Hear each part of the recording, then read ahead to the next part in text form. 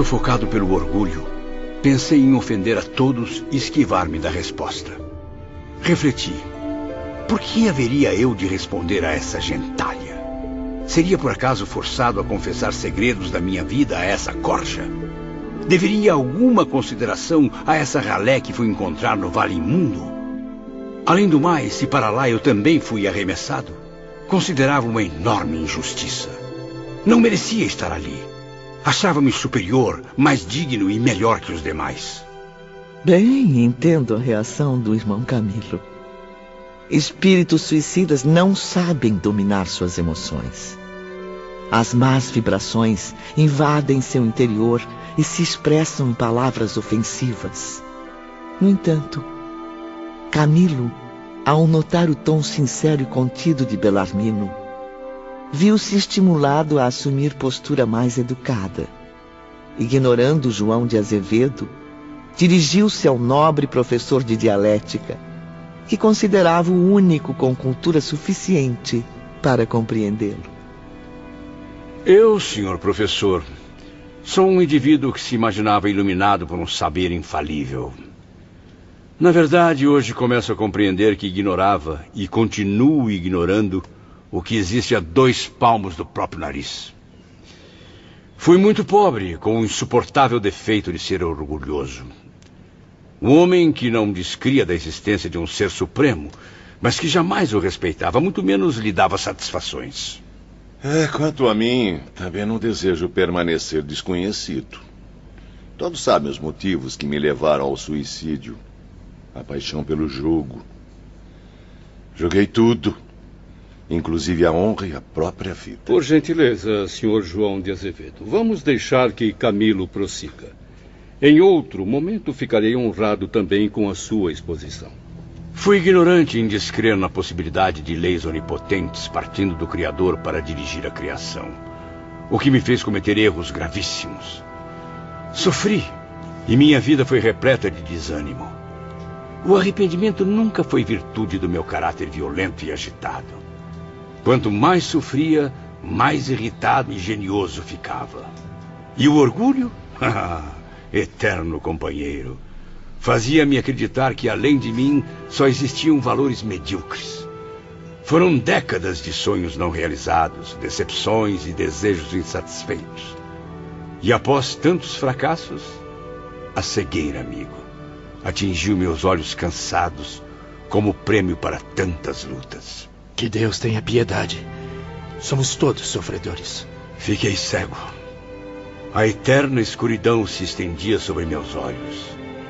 E nem a ciência dos homens, nem a fé dos solidários amigos, nem mesmo as preces ao Criador seriam capazes de me curar. Cego? Eu? Como eu viveria assim? Pensava que se o ente supremo, de quem eu não descria até então, existisse realmente, isso não aconteceria, porque Deus não teria intenção de me desgraçar. Se houvesse milhões de cegos no mundo, todos filhos do mesmo Deus, eu nada teria com isso.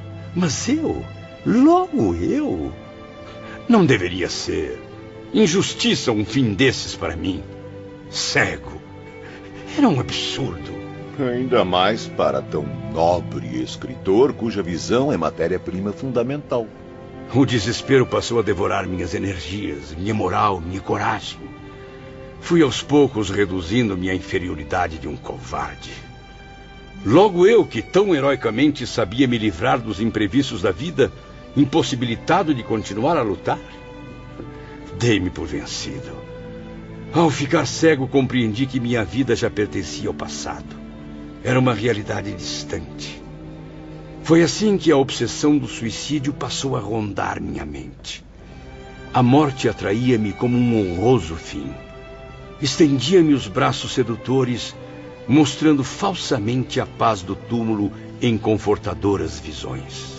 E como eram confortadoras, amigo Camilo Botelho? Seria a perfeita solução. O melhor meio para se chegar ao fim. Ao fim. Mas que fim, meu Deus. Decidido, sozinho com a desgraça, abandonado pela fé, criei um tribunal em torno de mim mesmo. Considerei-me um mártir e condenei-me sem apelação. Mas por quê, Camilo? Por quê?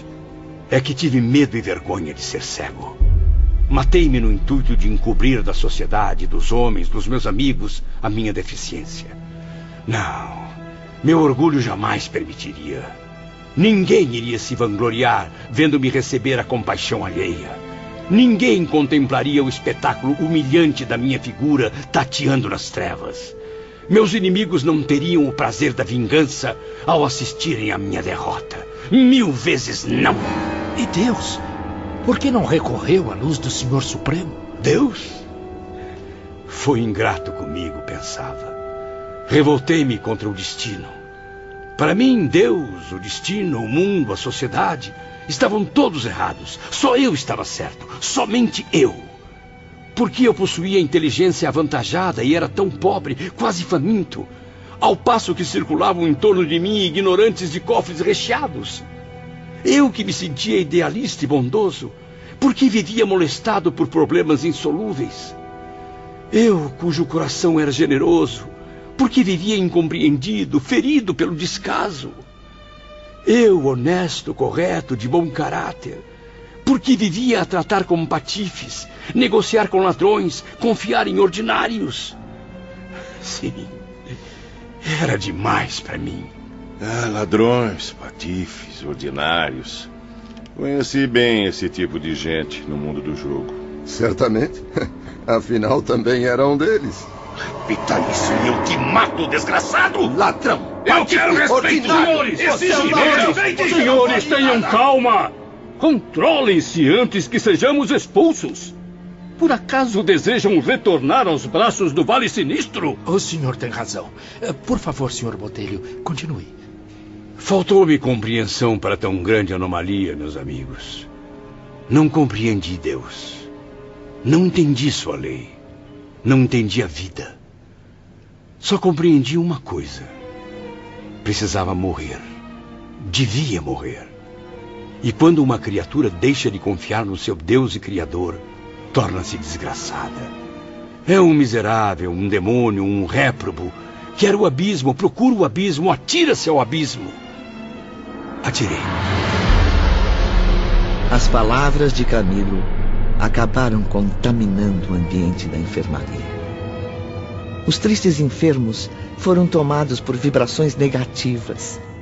Seus pensamentos retornaram à trágica cena do próprio suicídio. Oh, minha mãe, me ajude. Eu quero morrer. Socorro! Socorro! Eu não suporto mais tentador! Meu ouvido! Explodiu meu ouvido e continuo aqui vivo! Por quê? Mas o que está acontecendo aqui? Tenha calma, senhor Camilo. Venha comigo. Por favor, venha comigo. Precisa retornar ao leito. Senhor Jerônimo, não pode se exaltar assim. Está ardendo em febre. Deite-se aqui. Beba um pouco d'água. Alceste, o enfermo Mário Sobral precisa de um cobertor. Está com muita febre.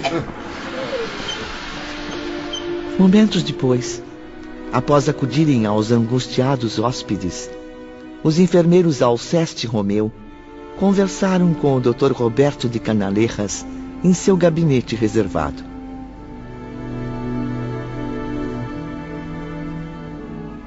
Impressionante, Dr. Roberto. Um incidente assim não era previsto.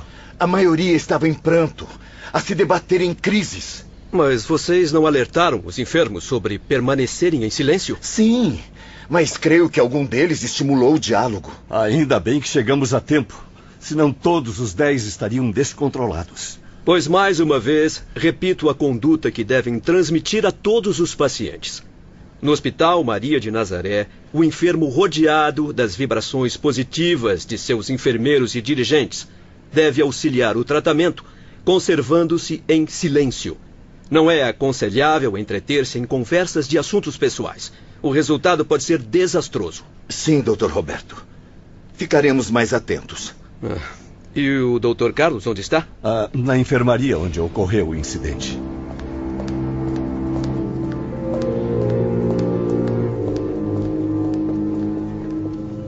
Senhores, convém repousarem. Procurem esquecer o passado, as recordações chocantes. Infringiram hoje um dos mais importantes regulamentos internos e não adianta alegar que não o conheciam. Como puderam perceber desde que chegaram, há letreiros luminosos em toda parte pedindo silêncio.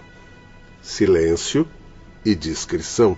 Mas então, seremos punidos, Dr. Carlos? Desta vez não, Sr. Jerônimo. Mas uma reincidência implicará em punição por parte da diretoria. E que tipo de punição, se já estamos todos aqui punidos pelo passado? A transferência para o isolamento, Sr. Camilo. Se o que aconteceu agora há pouco se repetir, produzirá distúrbios de consequências imprevisíveis, não somente para o nosso estado geral, mas também para a disciplina hospitalar. Devo lhes dizer que as regras no isolamento são bem mais rigorosas e, confesso, desejo evitar que essa medida tão ríspida seja tomada. Desculpe-me. Estou envergonhado. Creio que acabamos nos envolvendo demais com nossas tristes histórias. Se depender de mim, tal incidente não se repetirá. Espero em Deus e confio nos senhores quanto a isso. De qualquer maneira, a partir de agora, um guarda do regimento de lanceiros está designado para o plantão nesta enfermaria. 15 minutos depois, um jovem enfermeiro fez sua primeira visita aos aposentos de Camilo e seus companheiros. Meus amigos, chamo-me Joel Steele. Sou, ou fui, como queiram, português nato, mas de origem britânica. Na verdade, o velho Portugal sempre foi muito querido ao meu coração. Jamais pude esquecer os maravilhosos dias em que fui acolhido em seu seio. Fui feliz em Portugal, mas depois o destino me arrastou para o país de Gales, berço natal de minha querida mãe, Doris Steele da Costa. E então, bem, chega de apresentações. É como compatriota e amigo que convido a todos ao centro cirúrgico. Lá farão os exames necessários porque neste momento se iniciam os trabalhos de cirurgia de seus perispíritos. Graças a Deus. Quando quiser. Estou pronto, meu jovem. Não desejo outra coisa desde muito tempo. Não imagina a dor que sinto, meu caro Joel.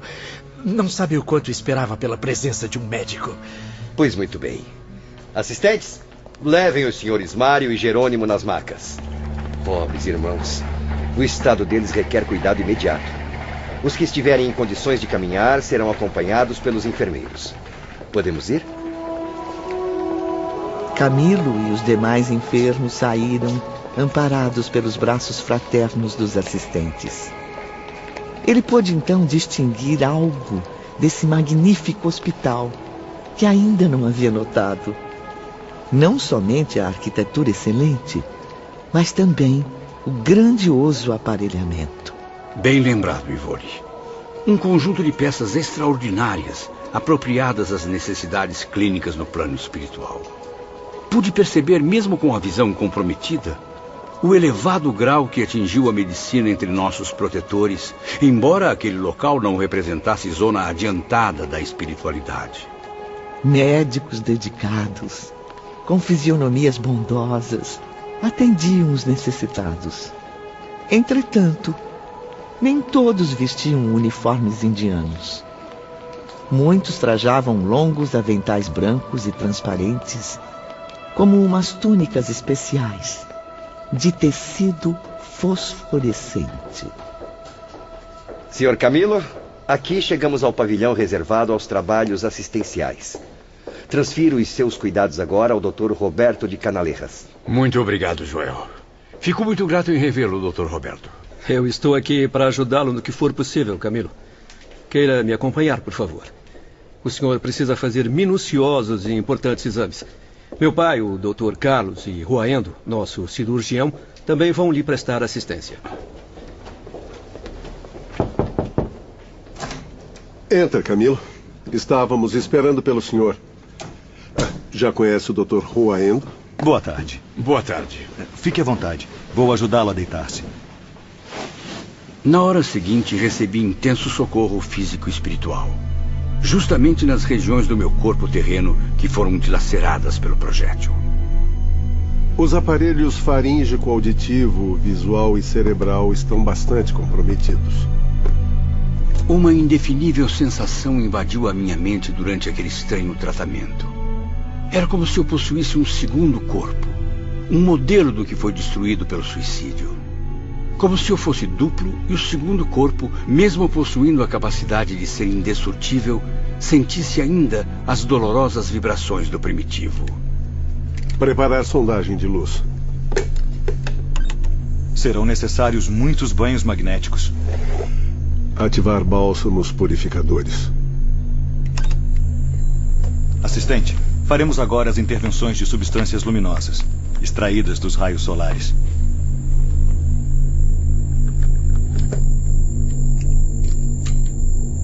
Envolvido em aparelhos luminosos além da compreensão humana, permaneci sob os carinhosos cuidados do velho Dr. Carlos de Canalejas e do cirurgião hindu.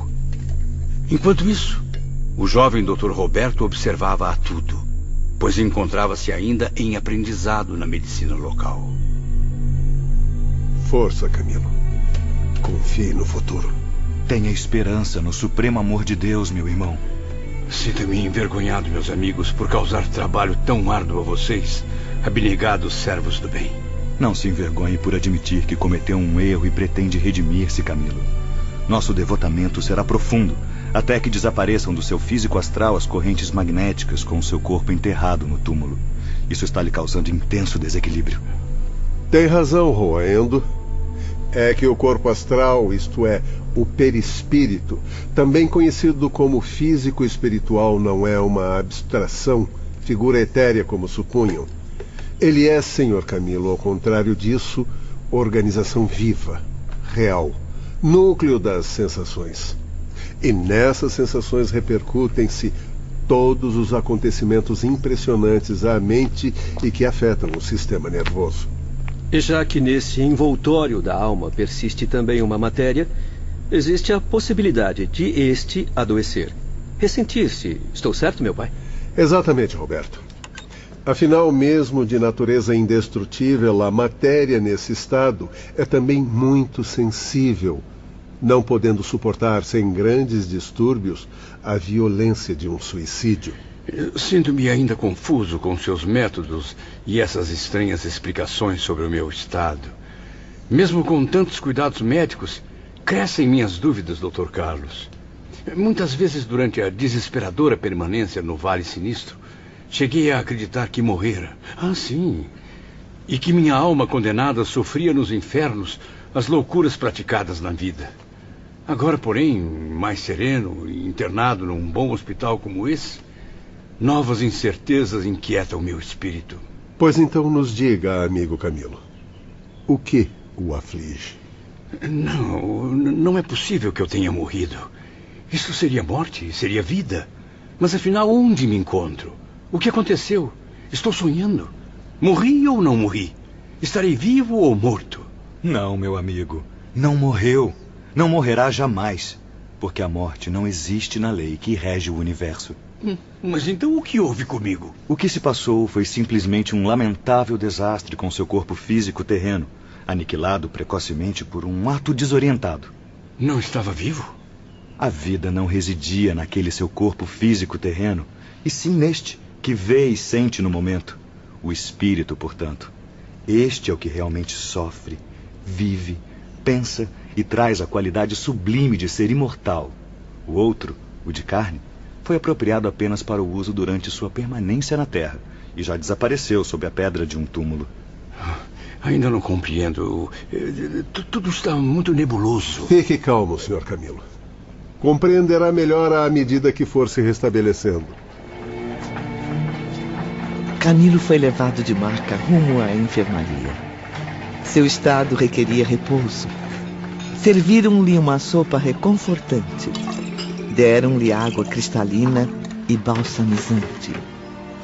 Obedecendo à caridosa sugestão de Roberto, procurou adormecer. No entanto, as palavras profundas do cirurgião hindu ainda ecoavam em sua mente atormentada.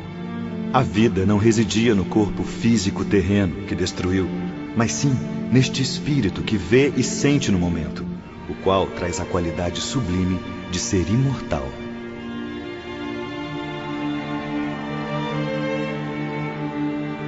O tempo passava. Não tínhamos notícias de nossas famílias nem dos amigos. Profundas saudades amarguravam nossos corações. Oh, minha amada esposa, não imagina quanta saudade. O que foi fazer comigo, meu amor? Como pude abandoná-la assim? Paciência, amigo Camilo. Esse mal-estar é passageiro. Difícil suportar, Joel. É muito doloroso estar longe para sempre dos entes queridos. A tendência é que a situação se suavize, Camilo. Tenha calma. Mas não posso ao menos rever minha esposa ou saber o que se passa com meus filhos? Sim, existe permissão para os hóspedes receberem visitas mentais, desde que sejam mensagens emanadas do mais puro amor. Apenas votos fraternos de paz e felicidade futuras e que provenham dos entes queridos deixados na Terra ou dos simpatizantes. Até mesmo das moradas espirituais mais elevadas é possível receber mensagens, mas apenas daqueles que o amem, que se interessem pelo seu restabelecimento e progresso. Mas então não posso me comunicar, responder às mensagens? Não, ao menos por enquanto. E como posso recebê-las? Desde que tais pensamentos fossem irradiados por vibrações positivas, eles eram transmitidos por meio bastante curioso e eficiente, o qual, na ocasião, deixou Camilo perplexo por causa de seu desajuste espiritual. Mas voltemos às explicações dos doutores. Camilo, não sei se já notou, mas existe em cada dormitório um aparelho bastante sofisticado. Ele é feito de substâncias eletromagnéticas que acumulam altíssima potência de atração, seleção, reprodução e transmissão. Esse aparelho reflete em sua face espelhada quaisquer imagens e sons que caridosamente a ele forem dirigidos. Quando de um coração generoso emanarem vibrações fraternas pelas imensidões do espaço, invocando graças na oração à sua alma atormentada, você será imediatamente informado por luminosidade repentina. Por intermédio dela, será capaz não somente de ouvir a oração, mas também de ver a imagem de quem está falando. Mas isso é um sonho, um milagre. Agora tudo parece estranho e impossível à sua mente ainda confusa. Mas com o tempo compreenderá, Camilo, que é algo bastante natural, até comum nas esferas espirituais educativas. Ficará surpreso, meu amigo. Haverá momentos em que pessoas a quem nem sempre percebia como amigos leais surgirão no espelho magnético, enquanto outras, a quem sempre tratou com gratidão e amor, raramente ou jamais aparecerão. Poderei assim saber o quanto pensam a meu respeito, conhecer as súplicas dirigidas à providência divina, enfim, todo o bem que me possam desejar ou a meu favor praticar? Sim, Camilo. Mas lembre-se, tal acontecimento é raríssimo em quase todo o hospital. Como lhe dissemos, esse aparelho só é capaz de registrar as invocações sinceras, emitidas no momento da verdadeira prece. Ah, mas não desanime, hein? Esse fantástico aparelho revelará que é lembrado com frequência por habitantes do além. Habitantes do além? Quais? Meus familiares que já morreram? Amigos que já partiram antes de mim para o mundo espiritual? Não, por enquanto não, Camilo. São habitantes de outras zonas astrais, como de outros locais de nossa própria colônia. Chegarão fraternos votos de paz, conforto amistoso, encorajamento para os dias futuros. Da Terra, discípulos de Jesus também se reúnem todos os dias, unidos em orações caridosas em favor dos enfermos que aqui se encontram. Irão visitá-los frequentemente através de correntes mentais vigorosas. Um bálsamo para nossas almas esquecidas. E além disso, caravanas fraternas, provindas de zonas espirituais mais favorecidas, virão confortá-lo com sua piedosa solidariedade. Certamente fará sinceras e duradouras amizades, pois o princípio dessas caravanas é baseado na fraternidade cristã, amigo Camilo. Fico imensamente grato por tanta dedicação de pessoas que nem conheço, meus caros Joel e Roberto. Mesmo assim, oh Deus, Como ficaria feliz em poder rever minha mãe, meu pai, meus velhos amigos que se foram há tempos. Eu devo ser realista, Camilo. Só daqui a muito tempo será permitido receber as visitas dos entes que lhe precederam no túmulo. Mesmo assim, serão aproximações rápidas. Mas por que tamanha tortura? O suicida está para a vida espiritual como o presidiário condenado está para a sociedade terrena. Não tem regalias normais. Vive a cumprir pena, onde não é lícita a presença de ninguém, a não ser dos seus educadores, além dele próprio. Por causa de seu estado vibratório tão precário, não conseguirá afastar-se do seu pequeno círculo até que os efeitos da brutal infração sejam totalmente exterminados. Esta é a lei, Camilo.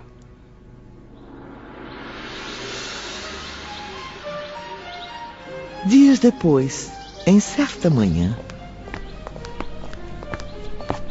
Bom dia, meus amigos. Como se sentem? Bom dia, Dr. Roberto. Aqui devemos confortadora visita logo ao nascer do sol. Bom, eu venho convidar a todos para uma importante reunião à tarde. Na ocasião, irão conhecer o diretor do Departamento para Esclarecimentos de Interesse Geral. Não quero comparecer. Estou indisposto. O que irão fazer? Prender-me por acaso? Jerônimo, o que é isso? Veja como fala com o doutor. Não o estou reconhecendo. Não se intrometa, Visconde Botelho. Não quero ir e pronto. Não sou obrigado a obedecer por um simples fato. Estou hospitalizado, doente, além do que agora não me interessa outra coisa a não ser notícias da minha família.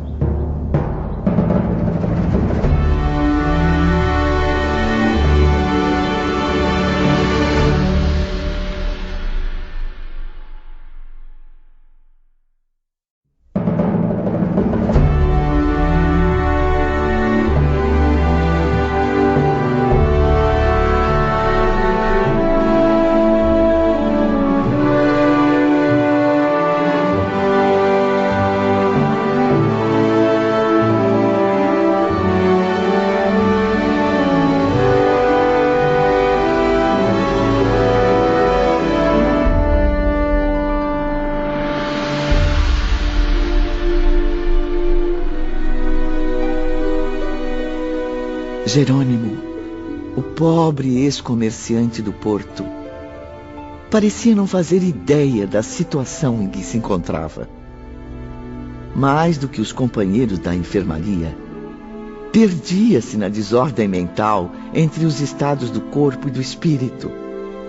Seu mau humor se agravava dia após dia, e naquele momento, ele acabou surpreendendo a todos com sua postura agressiva. Menos ao Dr. Roberto. Não há problema algum, Jerônimo. Eu vim aqui para lhes trazer um convite, não uma ordem. Por isso mesmo, nenhum dos senhores será forçado a comparecer. Que isso, doutor. Ficamos muito honrados com o convite. Creio que todos, exceto Jerônimo, irão à reunião com muito prazer. Senhor doutor, venho pensando em obter de Vossa Excelência um favor inestimável, pois acredito na generosidade de seu nobre caráter. Estou ao seu inteiro dispor, meu amigo Jerônimo. Em que posso ajudá-lo? É que tenho extrema necessidade de encaminhar um pedido à diretoria desta casa. Estou aflito pela falta de informações sobre minha família, que não vejo há muito. Nem eu sei há quanto tempo. Eu compreendo. E o que o senhor deseja? Em vão tenho esperado notícias aqui no mundo espiritual, e já não me restam forças para sofrer tamanha ansiedade. Desejo obter licença para ir até minha casa na Terra e certificar-me do porquê de tanto silêncio, tanto desprezo. Não sou visitado pelos meus, não recebo cartas. Seria possível que Vossa Excelência encaminhasse um requerimento ao senhor diretor? Absolutamente, meu caro. Os regulamentos internos não proibiriam minha atitude, proibiriam? Não há proibição. O diretor deste estabelecimento terá satisfação em ouvi-lo. Verdade? Posso então fazer hoje mesmo o requerimento? Sim, eu encaminharei verbalmente a solicitação. Joel retornará em breve com a resposta da direção. Até logo, senhores. Mas quanta petulância. Sorte sua, Dr. Roberto, ser um espírito convertido ao bem, dedicado operário da fraternidade. Sorte, caro Camilo. Por acaso considera a mim e aos outros, inclusive o senhor, homens de sorte? Fiz apenas um pedido. Tenho esse direito. E desde quando acredita que será atendido? Pensa que é o único a sentir saudades da família? Talvez não seja o único a desejar rever os familiares, mas posso ser o primeiro a alcançar tamanha bênção. Como diz o nosso companheiro jogador João de Azevedo, só ganha quem arrisca. Quem sabe? Cerca de meia hora depois. Bom dia, meus amigos. Jerônimo, como está? Doente e aflito. Um paciente impaciente. Então, qual foi a resposta? O diretor o convida a ir pessoalmente ao seu gabinete. Pois então, o que está esperando, Joel? Exijo que me devolva minha sobrecasaca e os demais trajes. Como posso me apresentar ao gabinete do maioral trajando este horroroso sudário de enfermaria? Como preferir, senhor Jerônimo. Acompanhe-me, por favor. Mas não pode ser. Até breve. Ou quem sabe, até nunca, meus amigos.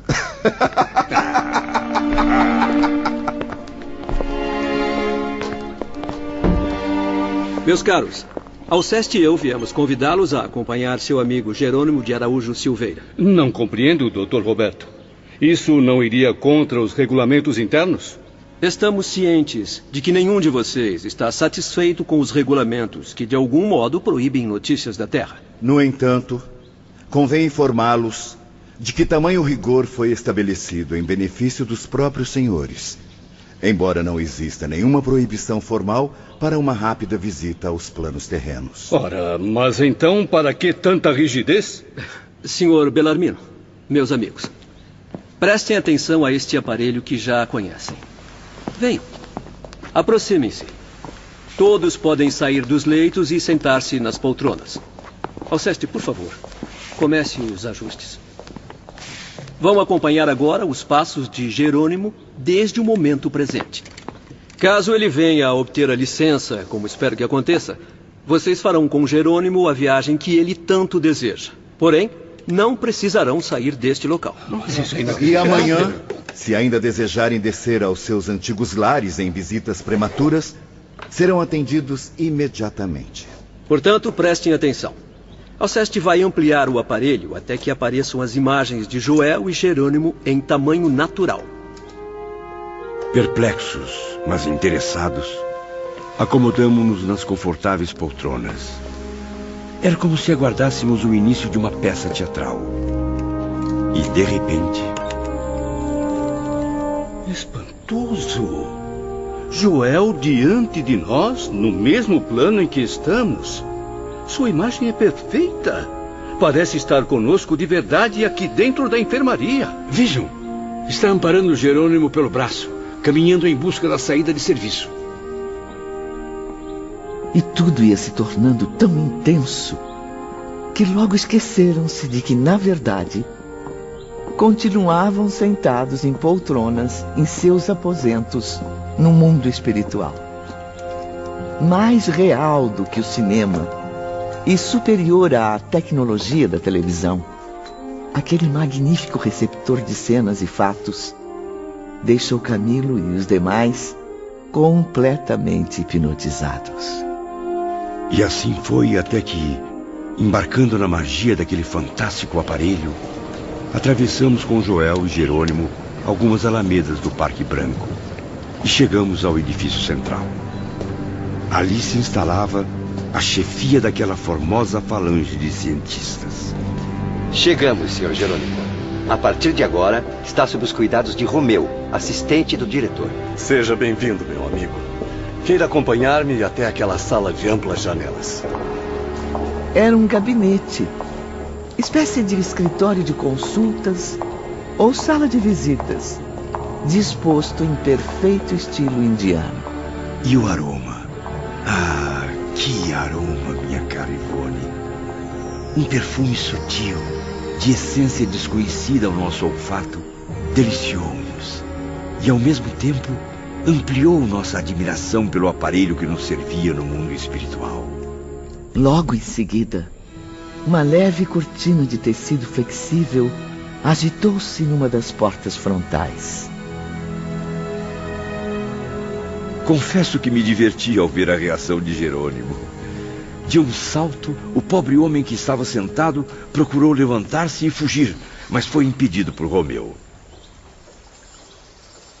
Caro irmão Teócrito, aqui está nosso pupilo Jerônimo de Araújo Silveira. À sua frente estava um respeitável homem, em torno dos 50 anos de idade, rigorosamente vestido à indiana. Trazia um turbante alvo, no qual cintilava formosa esmeralda em forma de estrela. Túnica de mangas fartas, faixa na cintura e sandálias típicas. Romeu prosseguiu. Jerônimo vem nos preocupando muito. Deseja visitar a família no ambiente terreno. Ele não se conforma, muito menos suporta a obediência aos princípios de nossa instituição. Afirma que prefere acumular tristezas a esperar a ocasião oportuna para satisfazer seu desejo. A nitidez da imagem era de um realismo absurdo, surpreendente. O rosto do ilustre diretor, suavemente moreno, era de linhas clássicas, e o brilho de seus olhos faiscava inteligência. Percebi que Jerônimo, assim como nós, ficara surpreso e encantado com aquela nobre figura. É a mais pura expressão da verdade, senhor príncipe. Prefiro envolver-me novamente no remoinho de dores do qual saí há pouco, a suportar por mais tempo as saudades da minha família. Se então não existe proibição nas leis, rogo a generosidade de Vossa Alteza concessão para rever meus filhos. As minhas queridas filhas. Como são lindas, senhor. São 3, e apenas um rapaz. Arinda, Marieta, Margarida, que deixei com 7 anos, e Albino, que já tinha feito 10. Sofro tantas saudades, meu Deus. Minha esposa chama-se Zulmira, bonita mulher, e bastante educada. Estou aflito, desesperado. Não consigo ter calma para ponderar sobre a minha situação atual, e por isso rogo humildemente a Vossa Alteza que tenha compaixão de minhas angústias. Os olhos faiscantes do irmão Teócrito sensibilizaram-se com aquele espírito angustiado. O diretor contemplou-o bondosamente, penalizado diante da desarmonia mental do paciente. Surpreso, Jerônimo percebeu naquele olhar não autoridade, mas compreensão. Não arbitrariedade, mas a humildade de uma lágrima que nascia nas pálpebras. Venha cá, Jerônimo. Aproxime-se. Sente-se aqui. Beba um pouco desta água. Vai lhe fazer bem, meu amigo. Meu irmão Jerônimo, antes de oferecer resposta à sua súplica, devo esclarecer que, absolutamente, não sou um príncipe como supõe. Desculpe-me pelo equívoco, Alteza. Por isso mesmo, não possuo o título de Alteza. Sim, é claro. Sou simplesmente um espírito que, tendo vivido, sofrido e trabalhado em várias existências sobre a Terra, aprendeu algo que com a própria Terra se relaciona.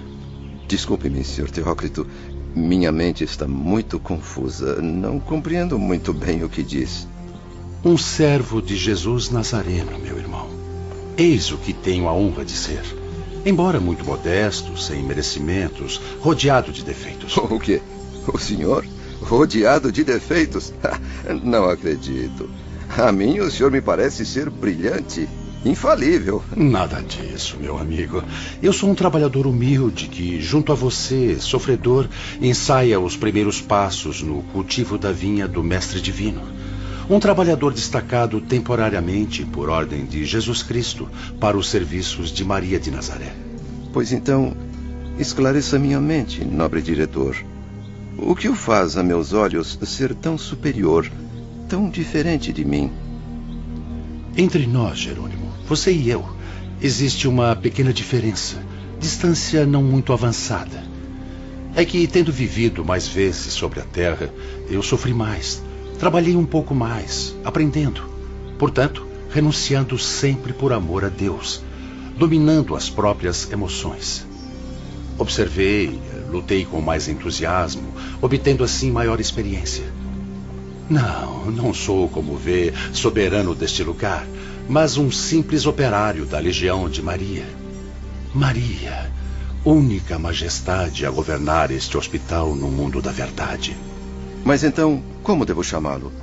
Existe aqui, por acaso, alguma nomenclatura que desconheço? A hierarquia é diferente da que conheci na Terra.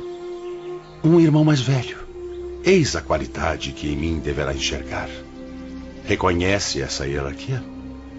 Pois sou o seu irmão mais velho, sempre pronto a ajudar na solução dos problemas que o afligem. Portanto, pode me chamar de Teócrito e terá acertado. Muito bem, irmão Teócrito. E quanto ao meu pedido? Deseja rever seus filhos, não é, Jerônimo? É justo, meu amigo. Os filhos são parte do nosso ser, cujo amor nos enche de emoções, mas que não raramente também nos oferecem desgostos.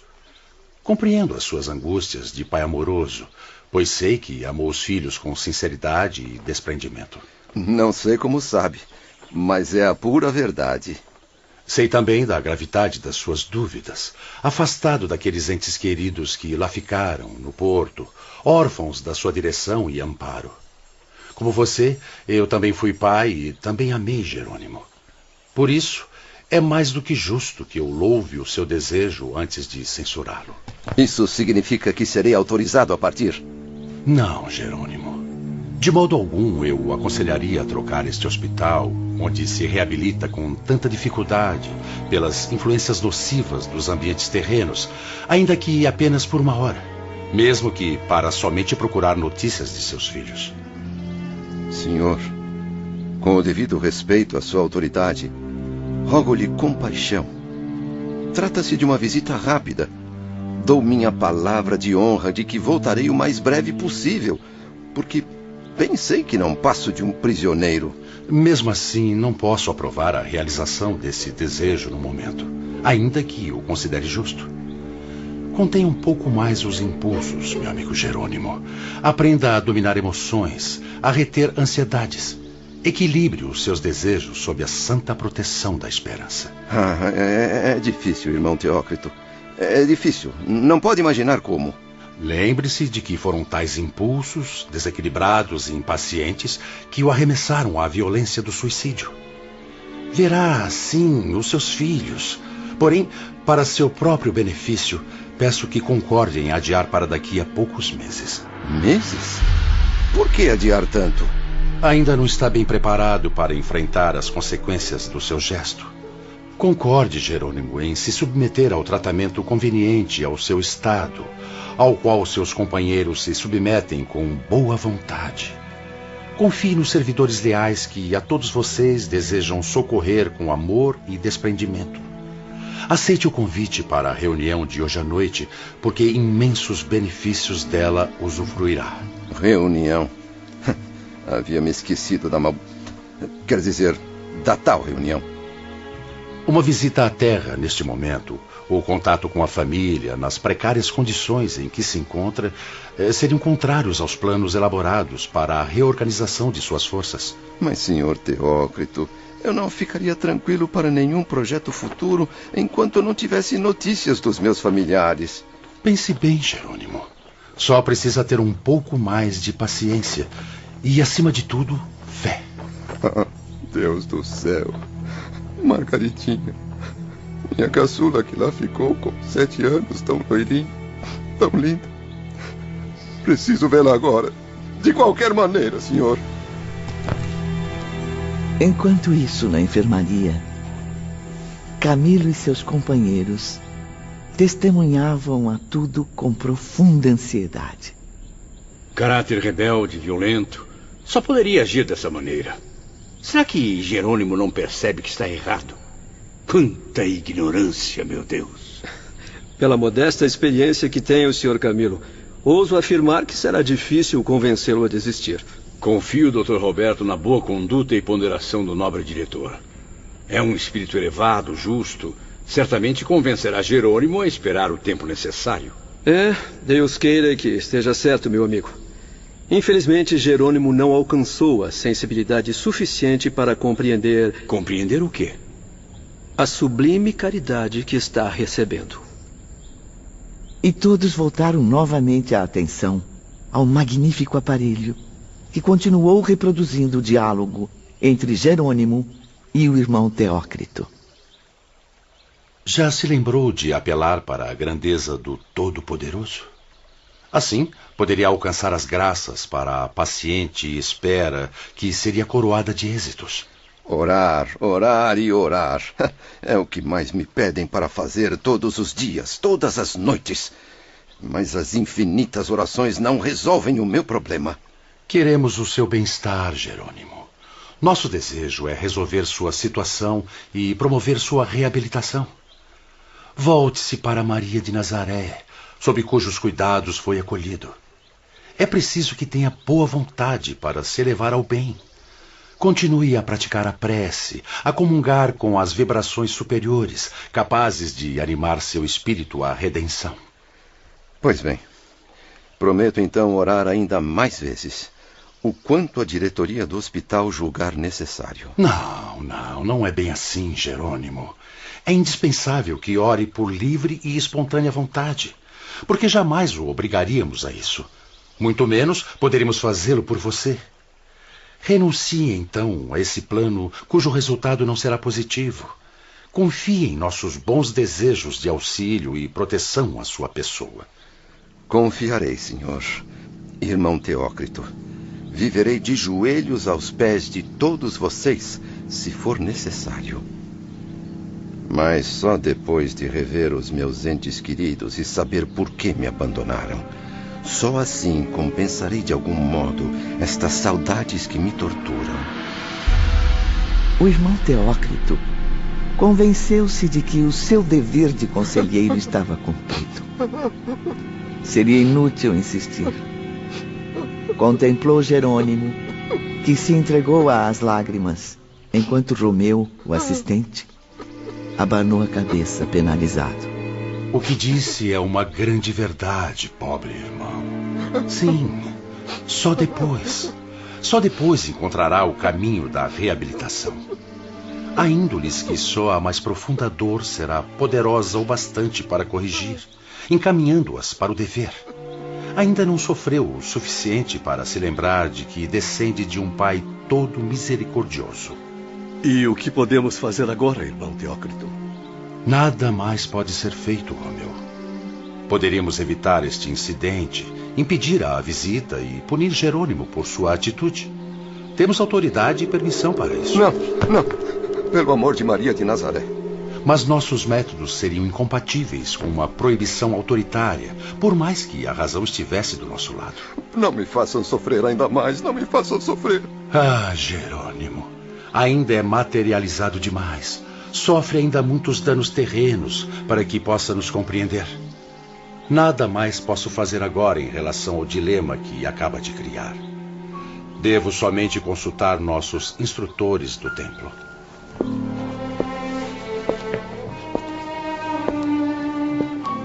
Após retirar-se para um aposento secreto, o irmão Teócrito comunicou-se telepaticamente com a direção geral do Hospital Maria de Nazaré. Em um curto espaço de tempo, retornou ao seu gabinete, onde Jerônimo o aguardava ansioso.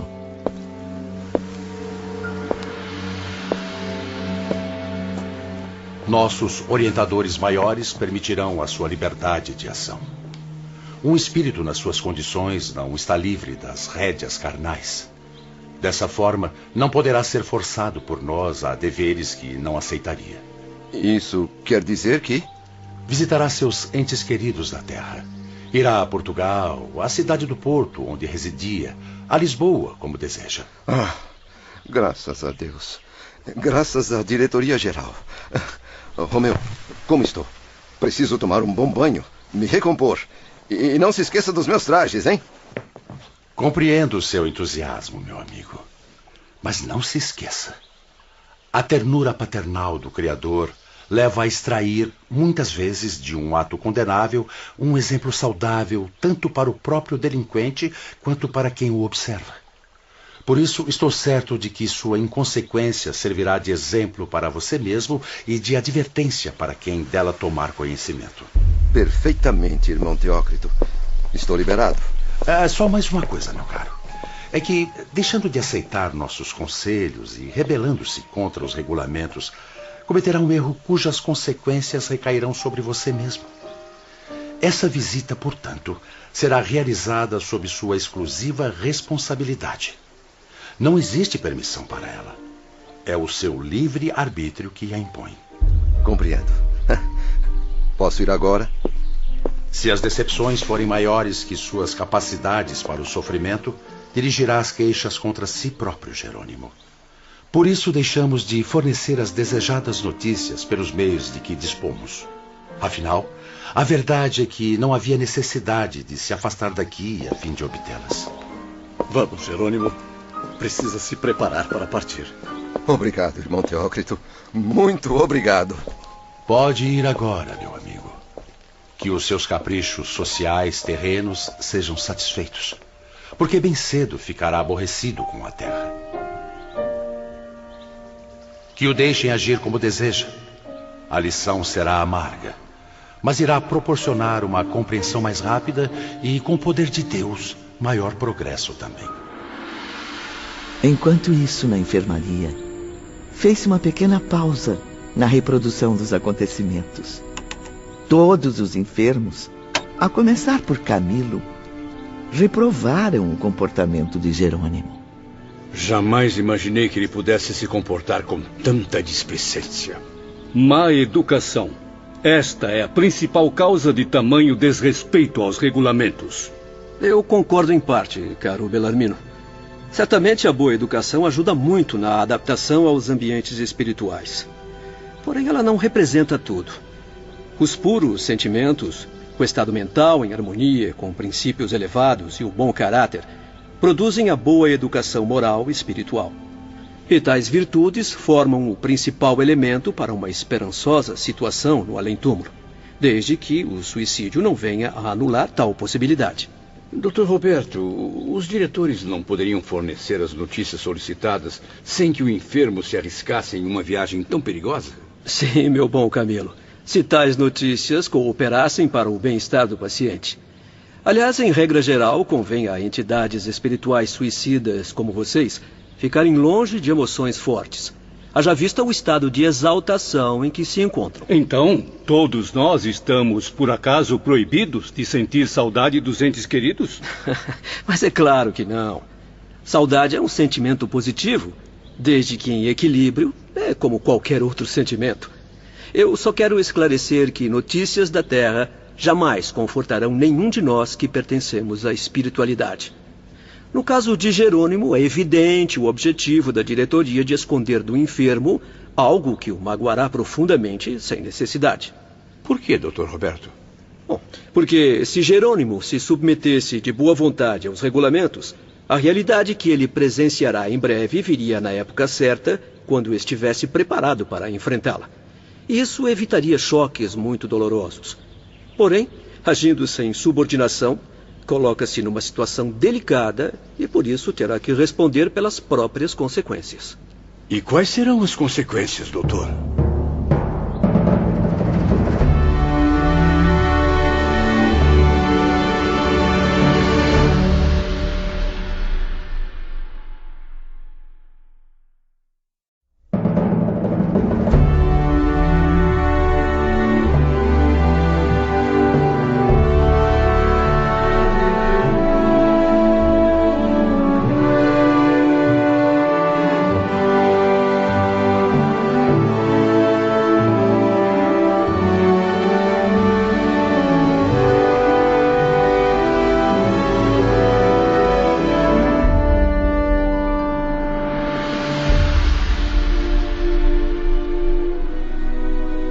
Na enfermaria do Hospital Maria de Nazaré, no mundo espiritual, Camilo Cândido Botelho aguarda a resposta do jovem diretor Roberto de Canalejas sobre as consequências da visita precipitada de Jerônimo à Terra.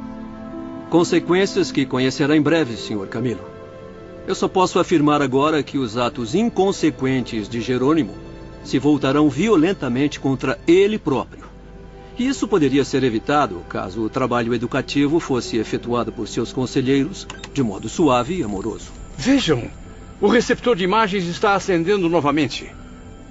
Todos os espíritos ali presentes voltaram sua atenção à fantástica tela real. E o que então ocorreu? Ultrapassou todas as expectativas, a ponto de Camilo e seus companheiros passarem a sofrer juntos com o desventurado Jerônimo. Um sofrimento profundo, causado pelos dramáticos acontecimentos com sua família depois de sua morte. Irmão Olivier, tenho ordens da diretoria-geral para o departamento de vigilância. Já estou a par do assunto, Romeu. Solicitei à seção de relações externas 2 guias vigilantes, bastante competentes para acompanharem o visitante à Terra. Perfeitamente, diretor. Não seria admissível abandonar Jerônimo aos perigos dessa excursão. O pobre espírito é muito inexperiente e ainda está muito fraco. Cá estão eles. Ramiro de Guzmán e seu assistente. Idílio Caleb. Competentes vigilantes acostumados a chefiar as expedições mais arriscadas no Vale Sinistro.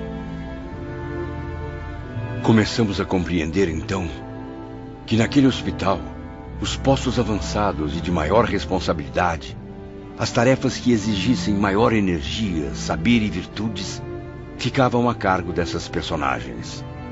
A maioria com o semblante ou trajes hindus. Espíritos de alta qualidade moral e intelectual. Preparem-se para a nova expedição. Os guardiães deverão acompanhá-los. Pouco tempo depois, à frente do portão central, Jerônimo aguardava impaciente, em companhia de Joel, a chegada do veículo de transporte. O ex-comerciante do porto estava obcecado pela visita à família na terra, alheio a tudo ao seu redor. Seu estado mental o fazia cada vez mais regredir à condição de encarnado. Ou seja, um burguês rico de Portugal, comerciante de vinhos, preocupado com a opinião da sociedade, escravo dos preconceitos, chefe de família dedicado, mas acima de tudo, vaidoso. Joel, quero agradecer-lhe os trajes que providenciou. Exatamente como exigi. Magnífica sobrecasaca, gravata de primeira. E esta bengala de castão dourado, jamais vi igual no porto. No entanto, como nem tudo é perfeito, acabou se esquecendo do mais importante. Não me esqueci, Sr. Jerônimo. Aqui estão diretamente colhidas de nosso jardim. Ah, que belo ramalhete de rosas. Minha querida esposa certamente irá adorá-las. Convém esclarecer que espíritos vulgares ou materializados demais como Jerônimo demoram muito tempo para desfazer-se de certas futilidades das rotinas terrestres. Minutos depois, a carruagem pesada e confortável, bem compatível com os meios de transporte terrestres, estacionou em frente do portão. Boa sorte, meu amigo. Que Deus o acompanhe. Até breve. Até o tempo que for necessário, Joel. Escoltado com rigor, viajando naquele veículo discretamente fechado, Jerônimo assemelhava-se a um prisioneiro, embora não percebesse. Também não distinguia a presença de Ramiro e seus auxiliares, julgando-se numa viagem comum como as que fazia na Terra. Camilo e os outros enfermos viram, então, Jerônimo atravessar estradas sombrias, nevoeiros e vales lamacentos, cuja visão nos deixava inquietos. Não se impressionem, meus irmãos. Essas paisagens são apenas produtos das mentes viciadas dos homens terrenos e de espíritos desencarnados infelizes. Mas era difícil não se impressionar com as imagens de aldeias miseráveis, habitadas por entidades dos planos mais ínfimos, bandoleiros e hordas de criminosos desencarnados. Quem viaja aí dentro?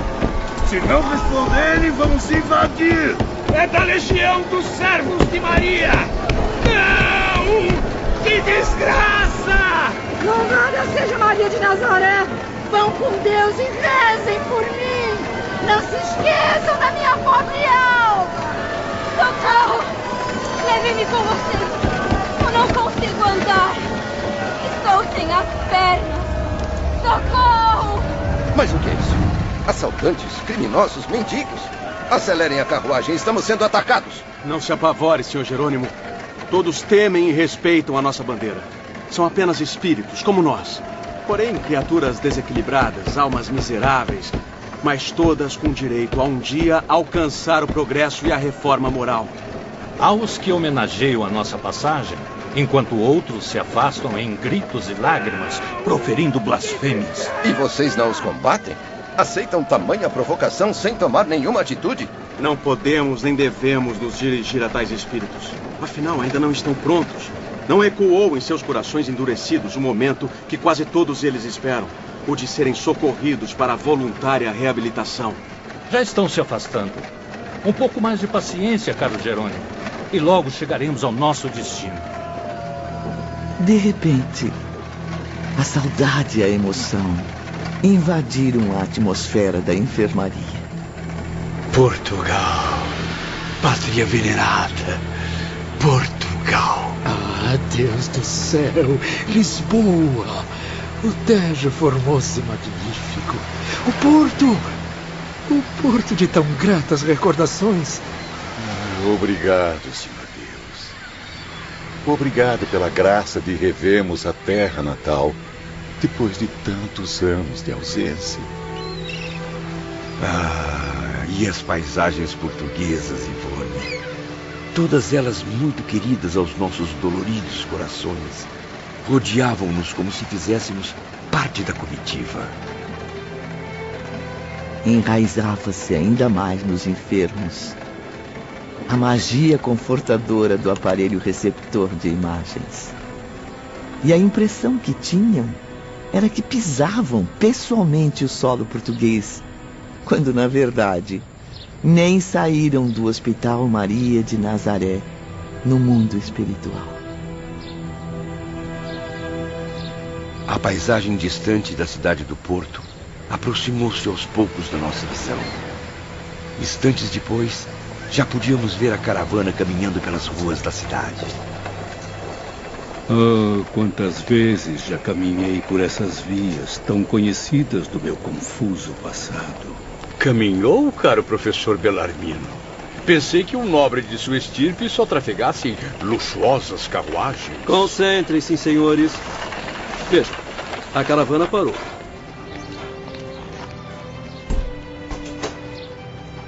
Reconhece esta bela residência com jardins e sacadas, Sr. Jerônimo? Minha casa. É a minha casa. O ex-comerciante de vinhos entrou rapidamente, reconhecendo naturalmente o seu antigo lar. Margaridinha, a minha filhinha querida. Seu papai está aqui. Onde está a filhinha? Margaridinha, é o seu papai que chegou, minha filha. Por mais que procurasse, dentro do velho lar, restava apenas a indiferença e a solidão. Onde estarão todos? Será que estão dormindo? Mas a esta hora do dia? Ninguém aparece. Mas que móveis são esses? E essas cortinas? A Zulmira nunca gostou de azul. Albino, meu filho. Marieta. Arinda. Margaridinha, o que aconteceu com todos? Zulmira, minha esposa. O que fizeram com o nosso lar? E os criados? Onde estão os serviçais? Sombras e vultos estranhos, no entanto, moviam-se pelos compartimentos da casa. Quem é a senhora? E este menino? O que fazem no meu domicílio? E você, saia já dos meus aposentos. Respondam! Por acaso são cegos, surdos, mudos? Eram indivíduos encarnados, os novos habitantes da casa que pertenceu a Jerônimo. Uma profunda decepção invadiu seu peito. Bando de mal-educados. Minha biblioteca, o que foi feito dela? E estes quadros, o que estão fazendo nas minhas paredes? Mas a decepção se transformou num arrepio de terror. Jerônimo fixou os olhos num calendário sobre a estufa que indicava a data do dia anterior. Não pode ser. Eu não acredito. 6 de novembro de 1903? Ele fez um incrível esforço, estimulando a memória, enquanto infinitas e confusas ideias embaralhavam seu raciocínio. Preciso ter calma. Deve haver alguma explicação. Não tomo conhecimento das datas há muito tempo. A verdade é que perdi a noção do tempo após as desgraças que tenho vivido. A morte. Tão doloroso foi o estado de loucura em que se envolveu após o suicídio. Tão grave a enfermidade que o atingiu após o tiro no ouvido, que Jerônimo, assim como eu, acabou perdendo a contagem dos dias. Pois no abismo em que se via aprisionado há tanto tempo, só existiam trevas. Para aquele espírito desesperado, a contagem do tempo ainda era a mesma do fatídico dia. Deus Pai, iluminai minhas ideias. Não me lembro de outra data depois de 15 de fevereiro de 1890. E este calendário à minha frente revela-me que estive ausente de casa durante 13 anos. Guardiões! Lanceiros! Ele está tentando fugir! Não deixem escapar! Preciso perguntar aos vizinhos. Dona Isaura, onde estão Zulmir e meus filhos? Para onde se mudaram? Seu Manuel, o senhor viu Margaridinha? Responda! Sou eu, Jerônimo, o dono da casa ao lado, lembra? Respondam, pelo amor de Deus. A passagem está bloqueada, Ramiro. Não há como o prisioneiro ultrapassar o portão. Então tragam logo Jerônimo para dentro da carruagem. Vamos seguir viagem. Devemos regressar à colônia em poucas horas. Não! Não! Deixe-me procurar por meus filhos! Logo após entrar no veículo, os protestos impressionantes de Jerônimo foram acudidos por entidades curiosas, almas errantes do plano invisível. Eram espíritos ainda escondidos nas camadas mais baixas da terra. Ah, pobrecinho! Perdeu a mulher e os filhinhos! Quem mandou estourar os miolos, Culpa sua! Não. Somente sua! Não. Traidor! Eu sei bem onde elas estão. Só conto se me deixar viajar com você. Estão importunando o nosso prisioneiro, Ramiro. Convém expulsar essas pobres criaturas. Não interfira, Idílio. Deixe que Jerônimo os ouça. O irmão Teócrito foi bastante claro, não se lembra? A visita à Terra é de inteira responsabilidade do prisioneiro. Nossa missão é apenas protegê-lo e garantir seu breve regresso ao hospital. Então pretende esclarecer o paradeiro de sua amada família, ó miserável príncipe dos bonzinhos? Pois saiba que foram todos despejados há muitos anos. Seus credores tomaram sua casa e suas últimas economias. Por favor, migalhas que até de seus filhos você andou escondendo. Procure seu filho na penitenciária de Lisboa. Margaridinha, nas sarjetas do cais da Ribeira, vendendo peixes, fretes e o corpo a quem pagar mais um pouco. Explorada pela própria mãe, sua esposa Zulmira, a quem você habituou ao luxo excessivo. Mulher orgulhosa, jamais iria se curvar a um trabalho digno e viver na pobreza. Saudades também das filhas Marieta e Arinda? Oh, a primeira está casada, cheia de filhos doentes, vive na miséria, passa fome e é espancada por um marido bêbado e ignorante. A segunda, empregada de um hotel de quinta categoria. Lava chão, lustra panelas, limpa as botas de viajantes imundos. Isso tudo assusta. Pobre homem. Está tremendo, aterrorizado. Por quê? O que você esperava que acontecesse? Não foi essa a herança que deixou a família com o seu suicídio, canalha? Covarde, mentiroso, mau caráter. Vamos pegar esse criminoso! Mentiroso! Bandido! Estão se reunindo para atacar a viatura. Guardas! Guardas! Contenham o bando! Ramiro! Ramiro, eu quero ver meu filho agora! A carruagem partiu rapidamente, deixando para trás a multidão de espíritos obsessores, enquanto Jerônimo chorava profundamente, pensando na humilhante situação do filho. Oh, meu menino, esperança da minha vida. Filhinho querido, que abandonei quando mal completou 10 anos. Como pude entregá-lo assim ao destino? Aos perigos da orfandade. Meu Deus, meu Deus. Instantes depois, Jerônimo era conduzido por Ramiro e seu assistente, passando através dos muros sinistros de um cárcere. Estava angustiado.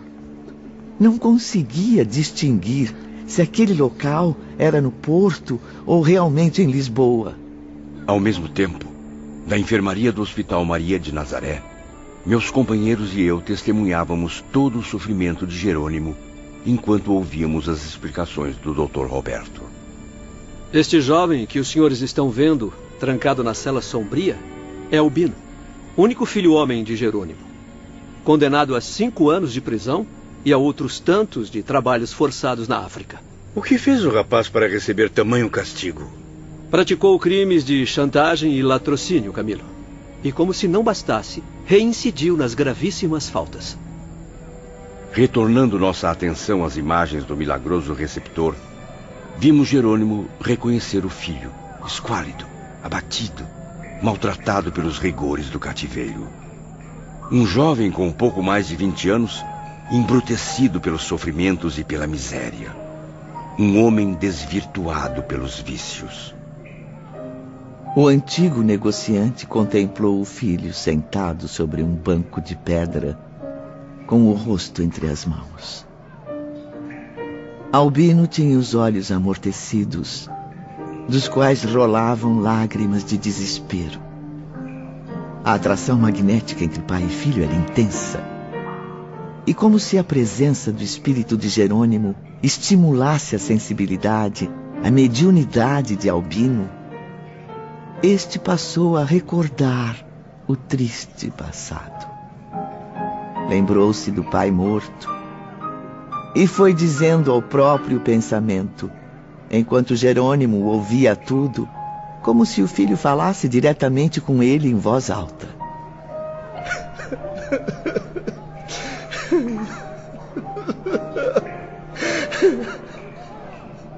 Perdoai-me, Senhor, meu bom Deus. Eu peço vossa misericórdia. Jamais desejei envolver-me neste problema sem solução. Eu sempre quis ser bom, meu Deus. Sempre. Mas faltaram amigos generosos que me estendessem mãos salvadoras, oportunidades que me criassem perspectivas honestas. Vi-me jogado ao abandono depois da morte do meu pai, como um menino indefeso e inexperiente.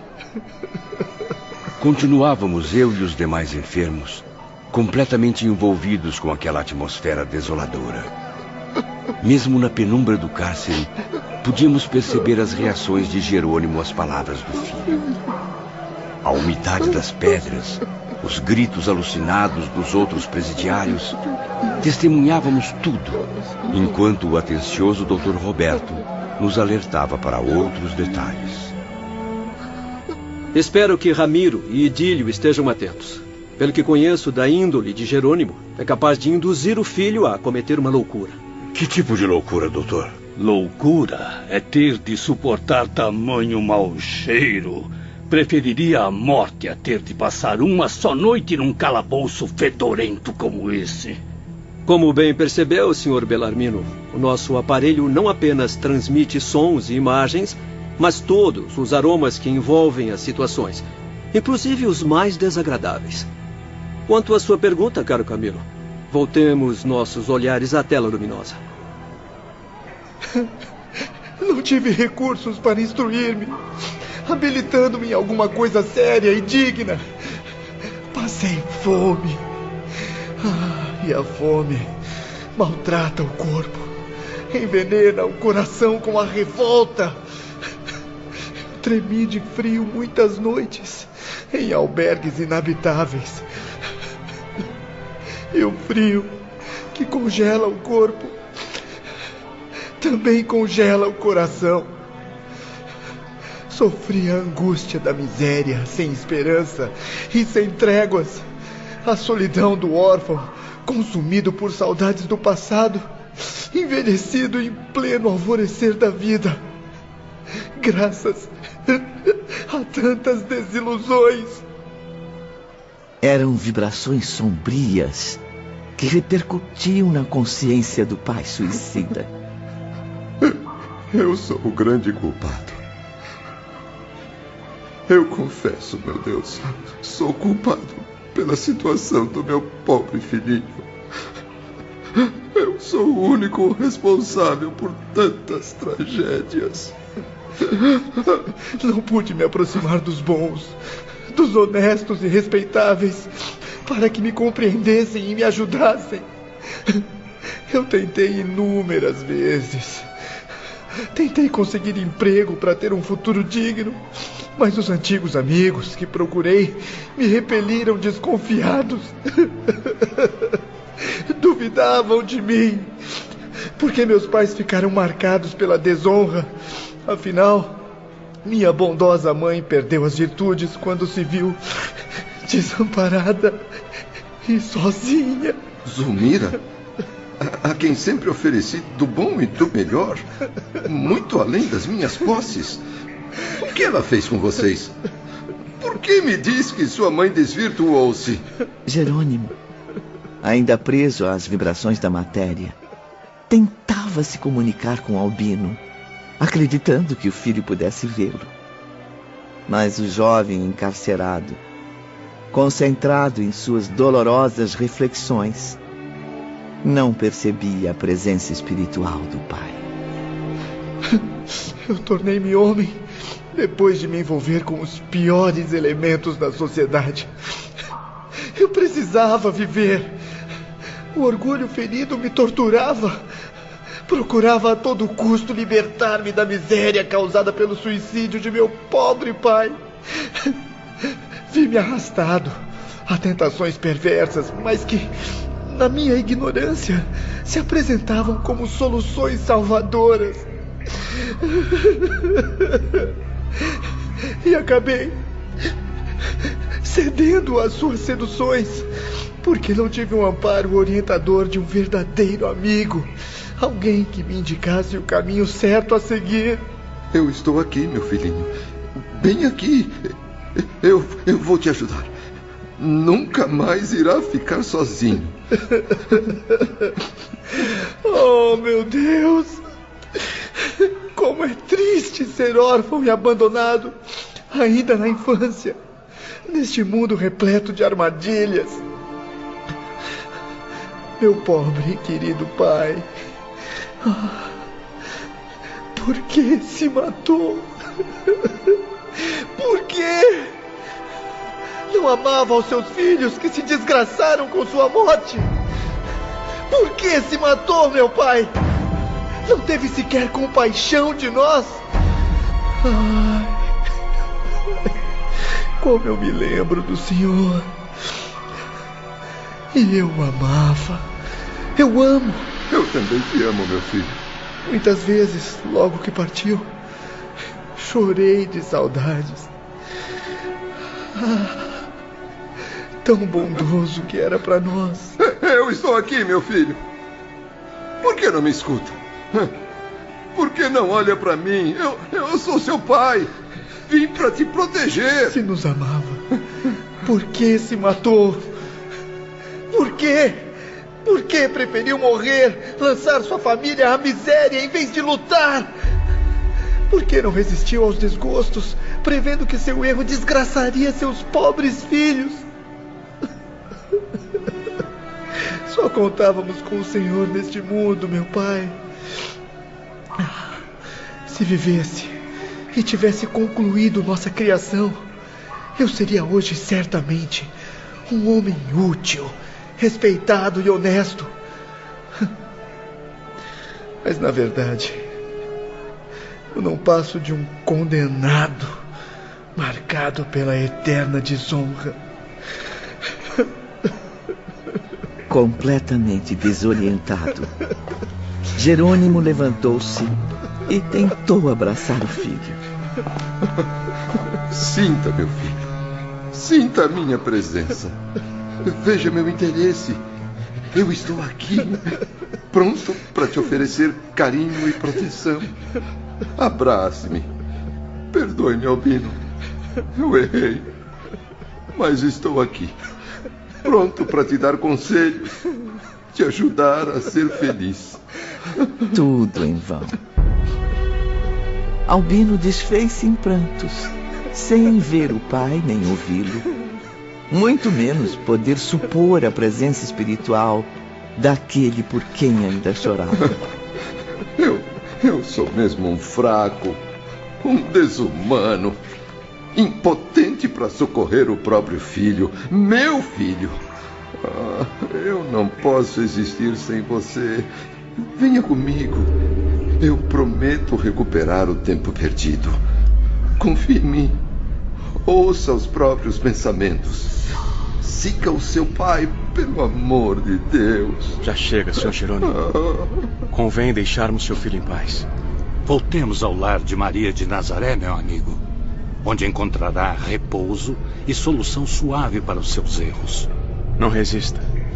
Volte-se para o amor do nosso Pai misericordioso. Está cansado. Precisa de tranquilidade para refletir, porque no delicado estado em que se encontra, não poderá fazer nada em benefício de ninguém. Não posso. Queira desculpar-me, Sr. Ramiro. Não deixarei de ver minha filha, minha Margaridinha. Quero vê-la. Preciso desmascarar aquele bando de mentirosos que a difamaram.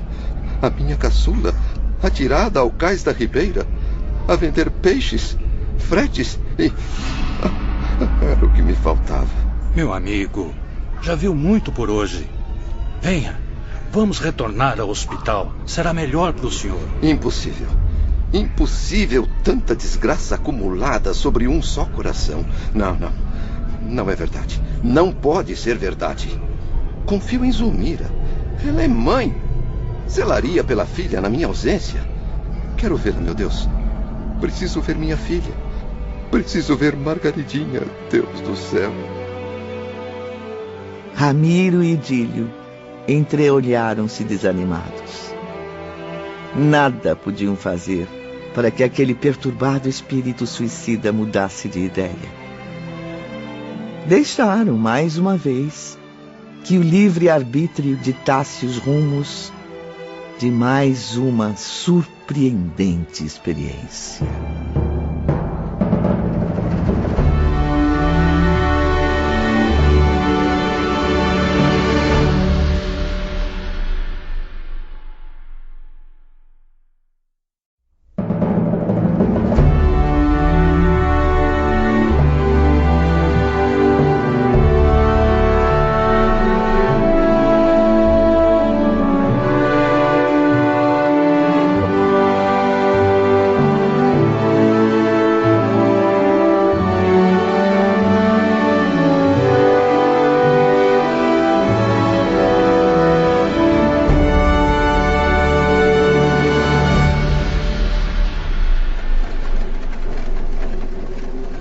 A visão ansiosa de Jerônimo avistou ainda ao longe a paisagem do cais da ribeira, onde uma multidão ia e vinha em trabalhos incansáveis.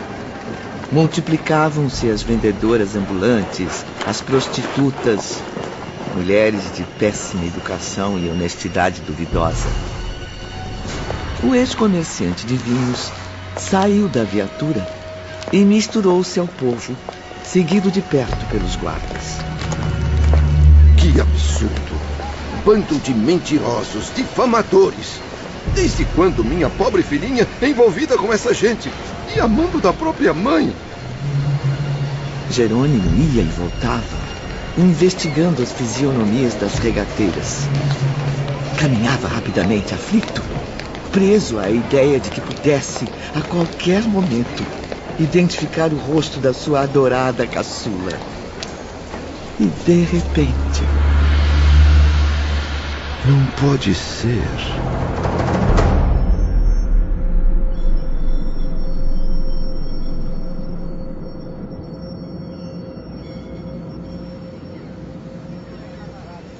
Sua ladra! Não respeita nem a própria mãe? Venha cá! Onde está o meu dinheiro? Eu não roubei nada! Me solta! A senhora está me machucando! Jerônimo recuou e conseguiu reconhecer Zulmira gesticulando em discussão acalorada com uma jovem loira e delicada. Aproximou-se mais e acabou comprovando. Estava diante da esposa e da filha caçula, Margarida, trajando um vestido típico da classe mais miserável. Era, de fato, vendedora de peixes. Ao lado dela, porém, sua mãe vestia-se quase como as senhoras da sociedade, embora seu comportamento fosse como o das regateiras do cais. Onde você escondeu? Confesse! Eu sei que roubou metade do dinheiro para gastar com bobagens. Não fale assim, minha mãe. Eu não recebi nenhum dinheiro a mais. Nem todos os fregueses de hoje pagaram suas dívidas. Mentirosa! Os cestos de peixe estão quase vazios. Fale a verdade, sua rameira. Fale! Pra quem vendeu a mercadoria? Ou se não vendeu peixes, com quantos homens já se deitou hoje, hein? Ou foi apenas com um por quem se apaixonou? Pare, mamãe! Por que me humilha desse jeito? Já não disse que não deve se apaixonar? Paixão não traz dinheiro, muito menos felicidade. Veja o que o seu maldito pai fez comigo. O que é isso, Zulmira? Afaste-se da minha filha. Venha cá, Margaridinha. Não chore, meu amor. O papai está aqui. Vamos voltar para casa. Aqui não é lugar para você. Margaridinha, olhe para mim, querida. Não reconhece seu pai? Não escuta minha voz? Sou eu, minha florzinha. Merece uma surra danada! Vamos! Recolhe os cestos! Em casa você há de se ver comigo. Zulmira! Zulmira, pare com isso! Respeite a minha autoridade! Zulmira, por que me ignora desse jeito? Não vê que estou aqui? Sou seu marido, Jerônimo! Vimos através da tela mágica a triste imagem de Margarida suspendendo os cestos, ajeitando-os no ombro e afastando-se em silêncio. Zulmira, por sua vez, seguiu-a nervosa, insultando a pobre jovem sem a menor discrição. Nenhuma nem outra notaram a presença espiritual de Jerônimo, que, acompanhado dos guardiães, partiu atrás delas. O percurso foi breve. Residiam num casebre sombrio nas imediações da ribeira no porto. Diga-me! Onde escondeu meu dinheiro? Eu quero tudo que recebeu! Meretriz do cais!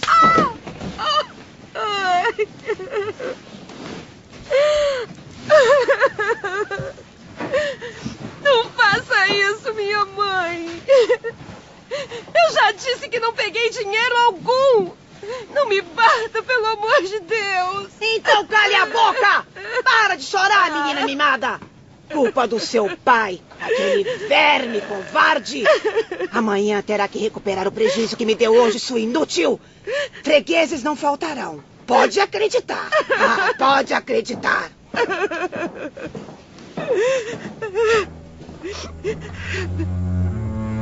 A jovem ficou só, chorando profundamente. Ao lado dela, o vulto invisível do pai amoroso e sofredor. Meu Deus, nada posso fazer para socorrê-lo. Ah, como queria abraçar você, minha filhinha. Confortar suas lágrimas. Pedir-lhe perdão. A comoção tomou conta de todos que estavam na enfermaria do Hospital Maria de Nazaré, no mundo espiritual. Enquanto o Dr. Roberto esclarecia-nos sobre o intenso drama vivido pela jovem Margarida na Terra. Meus amigos, eis o resumo de uma vida marcada pelo sofrimento e pela desilusão. Margarida tornou-se órfã de pai aos 7 anos. Frágil e delicada, a menina criou-se na miséria, entre revoltas e incompreensões. A sua mãe jamais se conformou com a decadência financeira e social causada pelo suicídio do marido. Zulmira, então, passou a prostituir-se, esperando em vão reaver a antiga posição na sociedade. Impiedosamente, acabou arrastando a filha para a mesma atividade. Mas não havia parentes, amigos que pudessem auxiliar na criação dessa pobre menina? Sim, havia, meu caro Camilo. Mas a maioria vivia às custas do dinheiro de Jerônimo. Quando viram sua esposa e os filhos arruinados, simplesmente fecharam-lhes as portas como se não pertencessem mais àquela família. Miseráveis, desumanos. E o que aconteceu depois a Margaridinha? Bom, indefesa e sem conhecer as ciladas dos ambientes que a cercavam, a moça não resistiu. Apesar de não apresentar tendências para viver aquelas cruéis situações, Margarida passou a trabalhar exaustivamente no cais da Ribeira, de onde tirava recursos para ela e a mãe não passarem fome. E a mãe? Nunca teve um pingo de compaixão? Não, infelizmente. Passou a viver somente para os próprios caprichos. Agenciava fretes, vendas variadas, negócios nem sempre honestos, empregando na sua execução a força e a juventude atraente da filha. Zulmira escravizava a caçula, apoderando-se dos lucros e das vantagens para si mesma. Quanta crueldade, meu Deus! Mas a menina nunca reagia? Raramente, meu amigo. Inexperiente, tímida e ingênua, não saberia agir em defesa própria. Conservava-se submissa à mãe exploradora. Voltando ao ambiente miserável, onde viviam Margarida e Zulmira, vemos agora Jerônimo de joelhos aos pés da filha. Nessa humilhante posição de culpa, ele recebeu o supremo castigo que as consequências do suicídio causaram à sua consciência. Infelizmente, Ivone, o drama vivido pela pobre Margaridinha é cada vez mais comum na sociedade atual. Diariamente, pais inconscientes e inconsequentes fogem à responsabilidade de guias da família, onde mães vaidosas e levianas envolvem-se nas paixões mais pervertidas. E enquanto Zulmira não voltava ao casebre com novas agressões e injúrias, a caçula de Jerônimo pensou no pai, sem perceber sua presença invisível. Que falta me faz, ó meu papai querido. Lembro-me tanto do senhor. E mesmo com tanto sofrimento, jamais me esqueci da sua bondade. Quantos males o destino teria me poupado, meu pai, se não tivesse desistido de velar pelos seus filhos até o final, suicidando-se.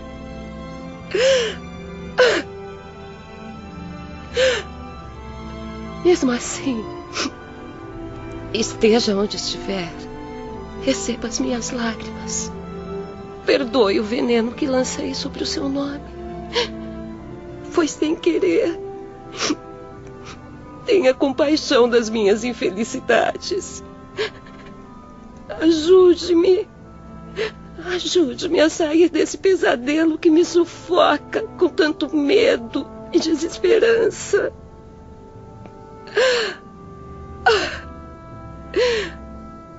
Dê-me coragem, papai. Dê-me coragem. Chega. É o máximo que posso suportar, meu Deus. Margaridinha, eu estou aqui, meu amor. Oh, quanto remorso, quanta dor. De que adianta sentir tanta compaixão sem poder dizer uma só palavra de conforto à minha pobre filhinha? Não aguento mais. Eu preciso fugir daqui. Saiam da minha frente, eu não suporto mais. Deixem-me sair daqui. Ramiro imediatamente fez um sinal aos lanceiros para que protegessem Jerônimo de uma possível fuga. Edílio, afaste-o daqui agora. Pobre menina, tão bela quanto sofrida. Ramiro, que foi pai e teve uma filha muito amada, porém ainda mais infeliz que Margarida, aproximou-se carinhosamente, pousando suas mãos protetoras sobre a testa da jovem, transmitiu-lhe suaves fluidos magnéticos, encorajadores e confortantes. A moça, então, dirigiu-se ao leito e adormeceu profundamente, sob a bênção paternal do servo de Maria. Mas o que é isso? Eu sou o pai. Sou eu quem devo socorrê-la. Deixe-me ajudá-la. Chega de loucura, Jerônimo. Atingiu o máximo de desobediência que podemos tolerar. Não poderá fazer nada por seus filhos enquanto não conquistar as qualidades para isso. Mas eu não posso abandoná-los assim, Ramiro. Não entende que seus filhos, passando agora por duras provações, se entregariam fatalmente ao suicídio como o senhor? Por acaso deseja mesmo ficar junto deles, influenciando suas mentes indefesas com suas vibrações nocivas de espírito ainda não esclarecido e perturbado? Jamais, jamais. Desejo apenas o melhor para eles, inclusive para a desvirtuada Zulmira. Pois então, Jerônimo, convém partirmos. Vamos retornar ao hospital. Ou deseja, por acaso, ainda investigar os passos de suas filhas Marieta e Arinda? Oh, não, meu bom amigo. Basta. Não posso mais. Meus pobres filhos. A que abismo os lancei. Eu mesmo, que os amei tanto. Perdão, irmão Teócrito. Agora compreendo. Perdão, irmão Teócrito. E de nossa enfermaria, vimos que Jerônimo retornava então ao Hospital Maria de Nazaré. Depois disso, o ex-comerciante de vinhos não voltou mais a fazer parte do nosso grupo. Momentos depois, enquanto os enfermos preparavam-se para a reunião acadêmica... E então, algum de vocês já reviu Jerônimo? Um dos assistentes disse-me que ele continua convicto a não participar do encontro. E mais, pediu a presença de um sacerdote para obter conselhos. Depois do que aprontou na visita à Terra, será que o diretor atenderá a mais essa exigência? Eu acabei de retornar do gabinete do irmão Teócrito. Está agora sós com Jerônimo. Aprovo o seu pedido, meu irmão. Creio que é chegada a hora de seu espírito purificar-se rumo ao progresso verdadeiro. Muito obrigado, irmão Teócrito. Preciso mais do que nunca de um sacerdote para revigorar minha fé no poder divino. Pois muito bem. Em virtude de seus princípios religiosos, a palavra que lhe inspira mais respeito e confiança será então a mesma que vai prepará-lo e desenvolvê-lo aqui na vida espiritual. Na Legião dos Servos de Maria, e até mesmo nos serviços da colônia que nos abrigava, existiam espíritos elevados que, em existências anteriores, haviam seguido o sacerdócio. Dentre os vários que colaboravam nos serviços educativos, destacava-se Miguel de Santarém. Com licença, irmão Teócrito. Seja bem-vindo. Estava falando de sua pessoa ao amigo Jerônimo. Como está, senhor Jerônimo? Já tive dias melhores. Meu irmão, não temos o que esconder. Padre Miguel é o diretor do isolamento, que é para onde você será conduzido. Lá terá início o seu trabalho de recuperação, Jerônimo, e não será nada fácil. No isolamento, os métodos educativos são severos e as disciplinas inalteráveis. Convém lembrar que tamanha rigidez tem um motivo. Hospedamos em nossas dependências somente indivíduos obstinados, prejudicados por excessivos danos terrenos. Almas insensíveis, presas a profundas mágoas do coração. Mas não tenha medo nem sofra antes da hora, caro amigo. Padre Miguel possui paciência inabalável. É um exemplo de humildade, bom senso e harmonia. Cultiva a muitas existências os mais belos sentimentos de amor aos infelizes e tem compaixão paternal por quantos espíritos suicidas souber existir. Minha Nossa Senhora, quantos elogios! Será mesmo sobre mim que o irmão está falando? Ah, e é bem-humorado também. Além de sacerdote, ainda é filósofo, psicólogo e cientista. Em vida passada, chegou até a cursar doutrinas secretas na Índia. Certamente que o nome Miguel não veio de lá. Se estou bem informado, recebeu este nome em sua última migração terrestre, passada em Portugal. Bem informado como sempre, irmão Teócrito. E então, Jerônimo, preparado? Espero que sim, meus amigos. Pois está, a partir de agora, entregue a este operário de Jesus. Boa sorte, meu irmão.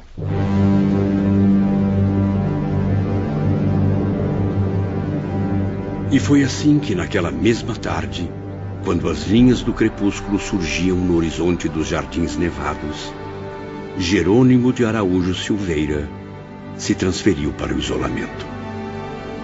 Desse dia em diante, Camilo e os outros enfermos o perderam de vista. Somente iriam revê-lo 1 ano mais tarde.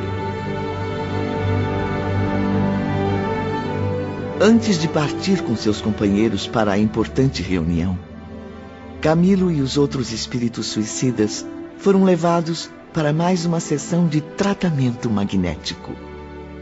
Desde os primeiros dias de internação, todos tinham essa rotina, o que os tornava pouco a pouco mais confortados, raciocinando com maior clareza. Verdade, Ivone. Ficávamos gradativamente fortalecidos, como se nos aplicassem tônicos regeneradores. Diariamente, em grupos de 10, éramos conduzidos aos gabinetes clínico-psíquicos. Ali dentro havia uma antecâmara, com pequenos bancos estofados, nos quais esperávamos por pouco tempo. Notávamos também que existiam várias dependências como essa, todas situadas numa imensa galeria.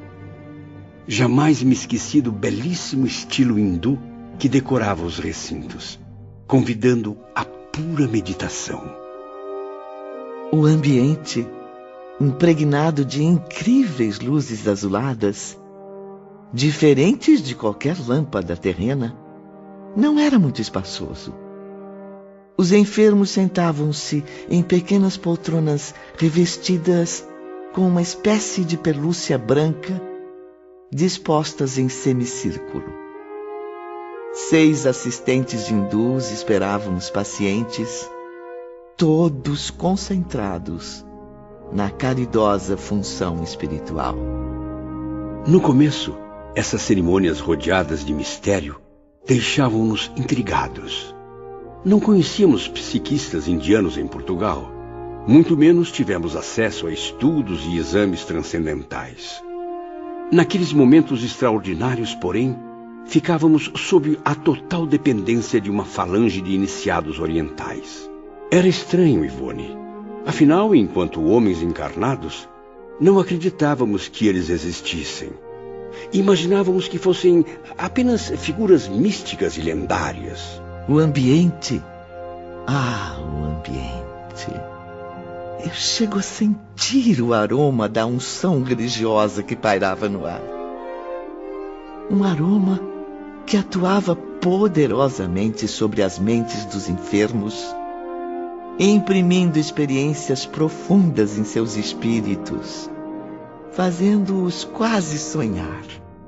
Em estado quase inconsciente, éramos organizados em semicírculos formados pelas pequenas poltronas brancas. 5 desses médicos espirituais ficavam atrás. O 6º colocava-se à frente, como se fechasse o círculo. Com os braços cruzados e a expressão atenta, o operante hindu expelia forças mentais caridosas que invadiam nossos corações atormentados. Suas preces atravessavam o nosso pensamento, devassavam nosso caráter, examinando nossa personalidade, a fim de decidirem qual a melhor forma de corrigi-la.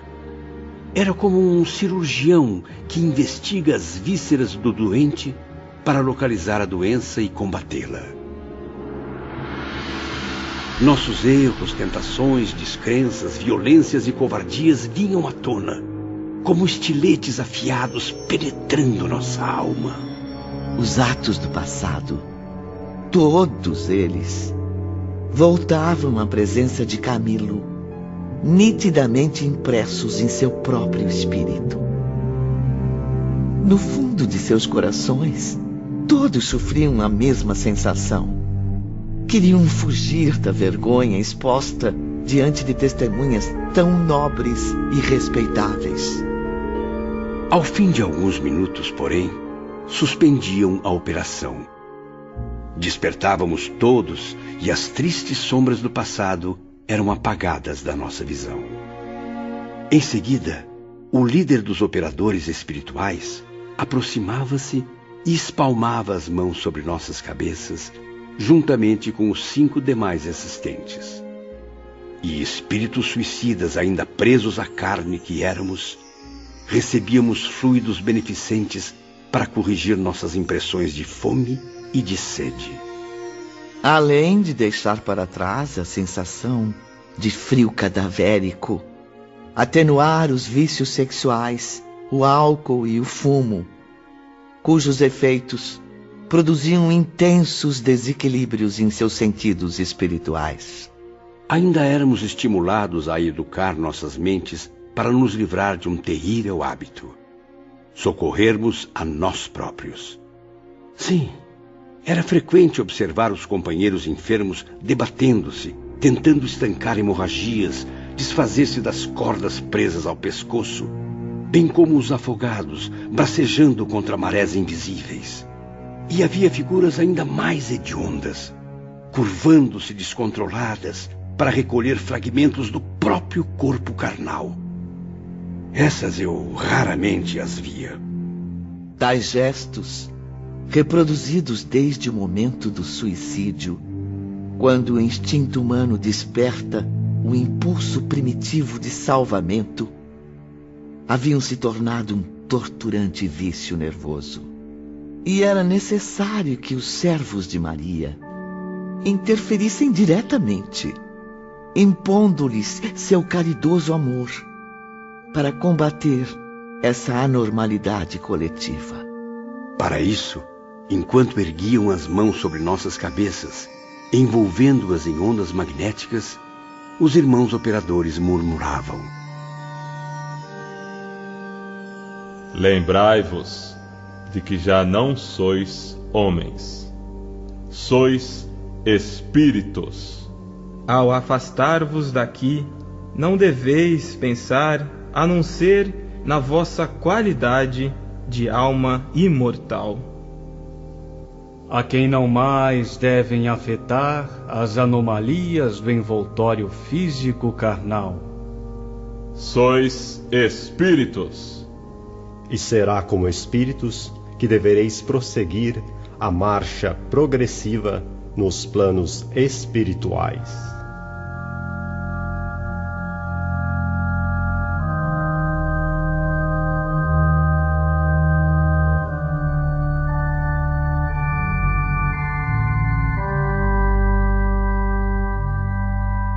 Ao mesmo tempo, sugestões confortantes ecoavam pelos labirintos do nosso ser. As repercussões eram precisas, fortes e, acima de tudo, esperançosas.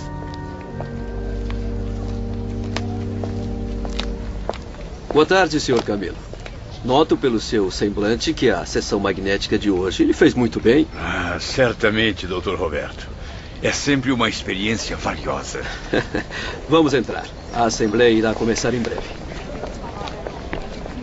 Ao entrar na antessala, Camilo sentiu um arrepio de horror. Desculpe-me, Camilo, esqueci de avisar. Para esta reunião foram convidados enfermos de todos os departamentos. As figuras apavorantes do Vale Sinistro. Pensei que nunca mais fosse encontrá-las. Se bem que é estranho. Parecem menos agressivas. Assim como estão o senhor e seus companheiros de enfermaria. Embora os senhores possam ser qualificados como arrependidos e, por isso mesmo, receptivos às nossas orientações. E onde permanecem essas criaturas asquerosas? Como percebe, Sr. Bellarmino, a maioria continua animalizada, seja pelo caráter inferior ou pela brutalidade do suicídio cometido. Essas almas não têm raciocínio suficiente para compreender as imposições da vida espiritual. Ocupam o asilo do manicômio por várias conveniências, sobretudo porque precisam ficar longe da visão dos outros enfermos. O que considero bastante justo. A presença desses indivíduos é repugnante. Além disso, se ficarem em contato com os outros, podem causar desarmonia, prejudicar a serenidade necessária ao restabelecimento. Senhores, podemos entrar agora no salão de assembleias. E essas coisas também estão convidadas, Joel? Certamente, meu irmão. O irmão Teócrito aguarda a todos. Acompanhados pelo Dr. Roberto e por Joel, Camilo e os demais pacientes da enfermaria entraram no vasto salão. Por aqui, por favor, quem não vir comigo, me acompanhe. Mas que situação patética! Nunca pensei que fosse morrer e viver para presenciar cena tão ridícula. Tem razão. Chega a ser mesmo estranho, professor Bellarmino. Centenas de espíritos suicidas ao mesmo tempo esforçando-se para corrigir os cacoetes. Vejam, estão lá os afogados, os retalhados, os que despencaram de grandes alturas, todos gesticulando de acordo com os reflexos de seu ato brutal. Pois então somos todos ridículos, nobre Bellarmino. Há quanto tempo comprime os próprios pulsos a fim de estancar o sangue? E quando percebe o gesto, estapeia as próprias mãos censurando-as. E o senhor Visconde Camilo acabou de colocar a mão sobre o ouvido direito. E, ao lembrar-se do mau hábito, abaixou-a rapidamente. O mais ridículo é que essas criaturas nem são tão diferentes de nós e ainda conseguem rir de si mesmas. Como dizem, meu caro Mário Sobral, às vezes rir é o melhor remédio. Aliás, Mário, essa sua tosse constante bem me parece mais um cacuete. Ou por acaso acha que ainda está com a corda no pescoço? Bem, tudo não passa de um desabafo, meus irmãos. Não é confortante ter a noção de que os efeitos físicos do suicídio já não devem ser mais sentidos? Pois então, sorriam. Sorriam uns para os outros. Felicitem-se, amigos, pelo alívio recebido.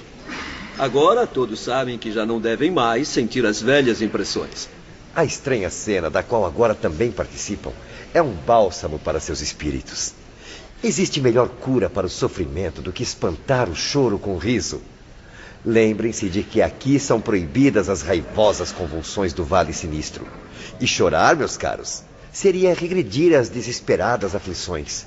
Entregar-se às agonias que a caridade dos servos de Deus ajuda a diminuir.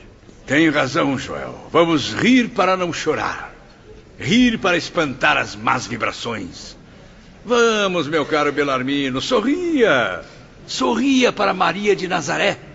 Pois aqui neste hospital é permitido sorrir.